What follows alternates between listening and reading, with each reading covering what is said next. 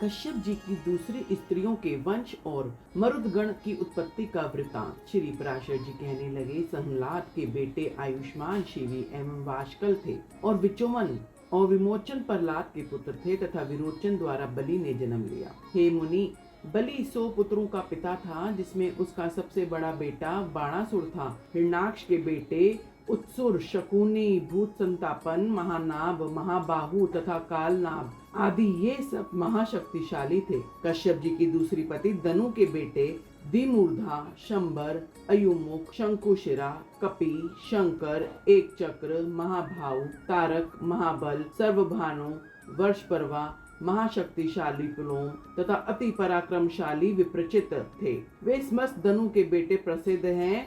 जज भानु की पुत्री प्रभा थी और शर्मिष्ठा, उपदनी एवं हर्षिरा के ये समस्त वृषपर्वा की सुंदर पुत्री प्रसिद्ध हैं। वैश्वानर की 2 कन्याएं पुलोमा तथा कालका थी। हे महाभाग, ये दोनों लड़कियां मरीचि नंदन कश्यप की पत्नी बनी। उनके 60,000 दानव श्रेष्ठ पुत्र हुए।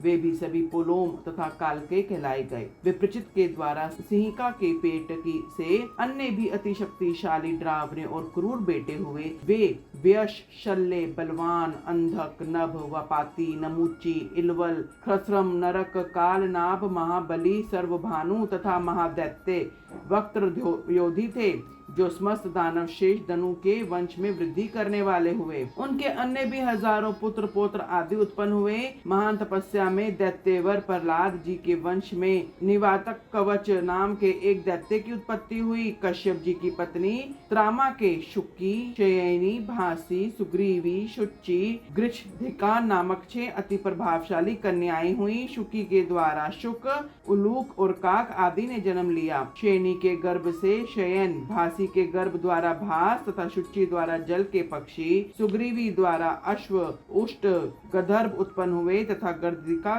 से गृध्रों की उत्पत्ति हुई। इस तरह यह ताम्र का कुल कहलाया जाता है। गरुड़ और 2 पुत्र विंता के प्रसिद्ध हैं। इनमें पक्षियों में उत्तम गरुड़ जी की अति डरावनी तथा सांप भक्षक हैं। वे विप्र सुरमा के द्वारा सैकड़ों सांप पैदा हुए, जो अति प्रभाव वाले, नभ में विचरण करने वाले, अनेक सिर वाले तथा अत्यंत विशाल शरीर वाले थे। कद्रु के बेटे भी शक्तिशाली तथा तेजवान, अनेक सिर वाले वासुकी सर्प ही हुए, जो गरुड़ जी के कुलवती थे। शेष वासुकी, तक्षक, शंख श्वेत, महापदम, कंबल, अश्वतर, ऐलापुत्र, नाग, करकोटक, धनंजय और अन्य भी अनेकानेक विषधर तथा काटने वाले सांप मुख्य हैं। क्रोधावश के बेटे क्रोध वशगण हैं, जो सब बड़ी दाढ़ वाले डरावने तथा कच्चा मांस भक्षण करने वाले जलचर, स्थलचर और पक्षी हैं। पिशाचों को क्रोधा ने ही पैदा किया है। सुरभि द्वारा गो तथा महर्षि आदि उत्पन्न हुए और ईरा द्वारा वृक्ष, लता, बेल तथा सर्व प्रकारीय उत्पत्ति हुई। खसा के द्वारा यज्ञ, राक्षस मुनि द्वारा अप्सरा और अरिष्टा के द्वारा गंधर्वों की उत्पत्ति हुई। ये समस्त स्थावर जंगम कश्यप की सनातन है। इनके अन्य भी हजारों पुत्र पौत्र आदि उत्पन्न हुए। हे ब्राह्मण, यह स्वराचिष मनवंतर की सृष्टि का वृतांत बताया जाता है, जिसमें ब्रह्मा जी होते थे। मैं अब उनकी प्रजा का वृतांत कहता हूँ, जो सप्तऋषि पर्व मनवंतर में ब्रह्मा जी के मानस पुत्र स्वरूप उत्पन्न हुए थे। ब्रह्मा जी ने उन्हीं को इस कल्प के वर्तमान में गंधर्व, नागदेव तथा दानव आदि के पितृ रूप से नियुक्त किया। पुत्रों के नाश होने पर दिति ने कश्यप जी को प्रसन्न किया। प्रसन्न हो कश्यप जी ने उन्हें वर दिया।